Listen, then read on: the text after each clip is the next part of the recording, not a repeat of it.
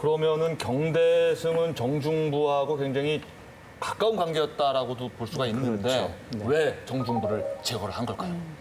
이 고려사절의 기록에 보면 이 경대승의 가장 핵심적인 논리 중에 하나가 복고라는 거예요. 복고. 그래서 이제 본인도 한때는 뭐 정중부하고도 가까웠고 이 우리 무신이 권력을 잡았지만 이 무신들이 너무 이 불법 같은 것을 많이 자행을 한다. 그래서 우리는 무신 정변 이전에 옛 것을 회복해야 된다.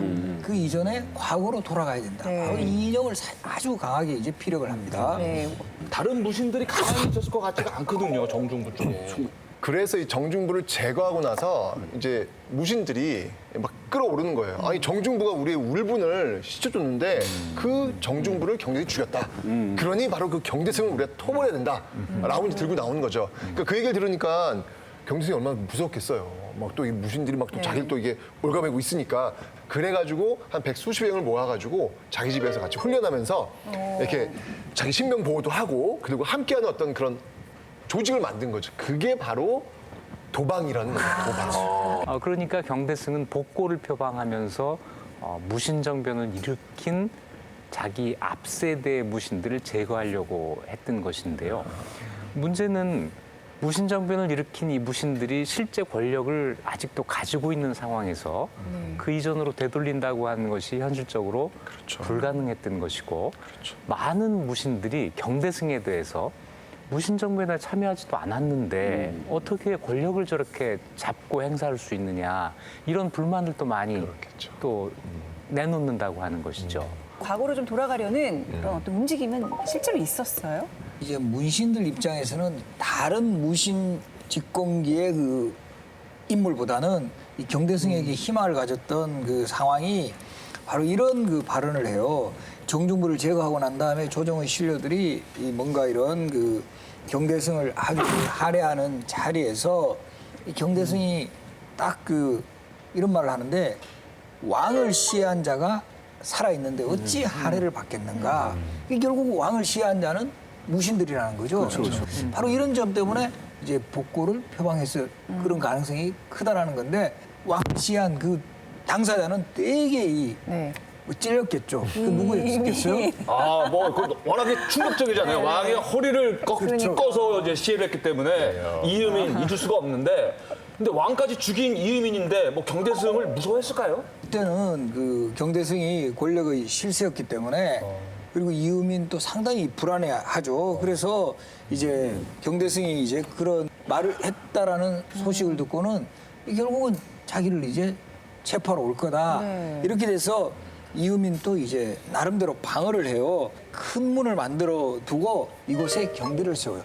그래서 여기서 이제 이 문을 마을 여자의 문문자 써서 여문이라고 하는데 이 여문이라는 형식이 개경에 있는 다른 무신들에게도 전파가 돼요. 무신 간의 어떤 전쟁 같은 게 일어날 정도의 그런 아주 험악한 분위기가 지속이 된다. 나 같은 도망가요, 이 시점에서는. 도망간다.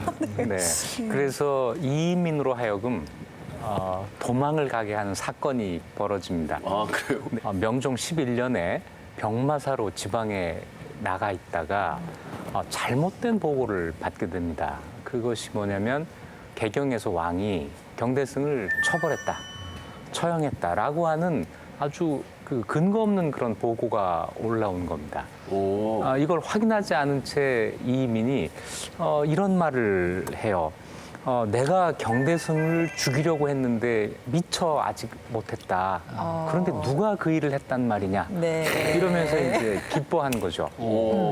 그런데 이렇게 기뻐했다는 이 소식이 경대승의 귀에 들어가고 또 경대승이 그걸 알았다는 사실을 또 이민이 알게 되고 그래서 이민이 이제 병마사직을 마치고 서울로 올라오자마자 병을 칭탁하고 고향으로 내려갑니다. 경주로 낙향을 진짜 하게 무서워서 되는 도망가는 거죠. 거네, 이번에야말로. 그렇죠. 이야. 근데 우리가 한 가지 유념할 것이 이 시기가 경대승이 모든 권력을 혼자 완전히 장악한 것이 아니고 실력이 있는 무신들 간의 연립의 형태로 아하. 이 정권이 유지되고 있었다고 하는 사실입니다. 게다가 이이민은 무신정변에 직접 참여했던 사람이고 의종을 직접 죽인 사람이고 어떤 의미에서는 무신정변을 일으킨 무신들을 대표하고 상징하는 의미가 있었다는 거죠. 그래서 경대승이 이의민을 제거하게 되면 그것은 무신정변에 참여했던 무신들을 모두 제거한다고 하는 이런 의미를 갖게 되기 때문에 그 반발이 아마 대단히 컸을 것으로 예상이 됩니다. 그래서 경대승이 복고를 이야기하면서도 또 이의민을 정말로 제거하고 싶었겠지만 그러질 못하고 있었던 거죠. 그리고 정말 진짜 복고를 한번 하려면 뭐 자기가 좀 더 다 내려놓고 네. 이제가 내가 가지던 권력 다 내려놓고 그러면 옛날로 돌아가자 원상복귀하자라는 말이라도 해야 되는데 경대승은 전혀 그러지 않는다는 거죠. 이 도방을 중심으로 자신의 권력을 펼치는 어떤 그런 모습 보인다는 얘기. 일례로 도방에 있는 어떤 군사들이 뭐 잘못을 해가지고 이렇게 뭐 체포되고 그러면 무슨 일이 있더라도 빼내는 거예요. 아까 그 정중부가 그랬듯이 경대는 무슨 일이든 빼내는 거예요. 그러니까 이런 식으로 권력을 지금 남용하고 있는 어떤 모습 속에서 복고 이건 설득력이 굉장히 떨어진다는 얘기죠.